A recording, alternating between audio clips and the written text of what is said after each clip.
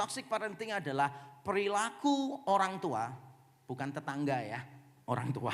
Perilaku orang tua yang secara konsisten. Garis bawahi kata secara konsisten. Kadang kita orang tua salah 1, 2, 3 kali. Tapi ini tidak, ini secara konsisten. Perilaku orang tua yang secara konsisten melakukan 4 hal kepada anaknya.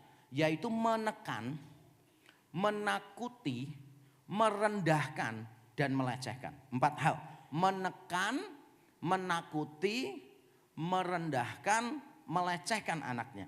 Sehingga menimbulkan dampak negatif pada anak-anak.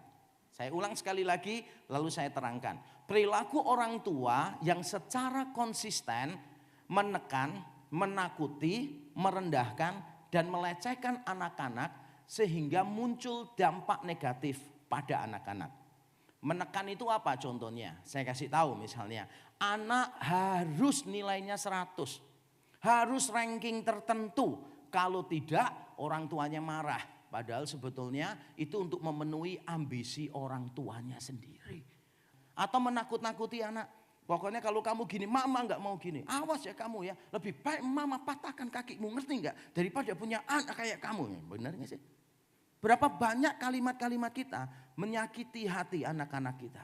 Saya pernah berjumpa dengan seorang yang menjadi pemakai narkoba dan pengedar narkoba. Padahal saya kenal dulu dia seorang pelayan di satu gereja. Lalu dia cerita kenapa dia merusak dirinya.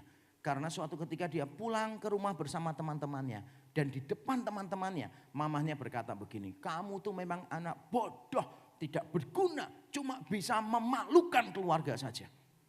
Akhirnya dalam hati dia timbul kepahitan dan dia berkata dalam hatinya.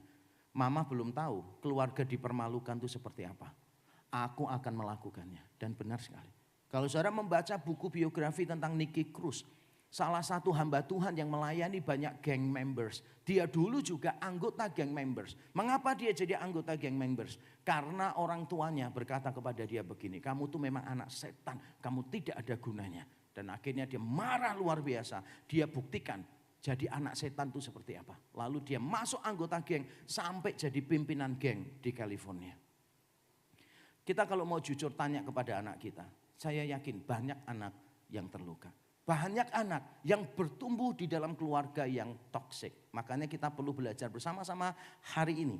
Supaya kita bisa mengerti bagaimana kita mengelola keluarga kita.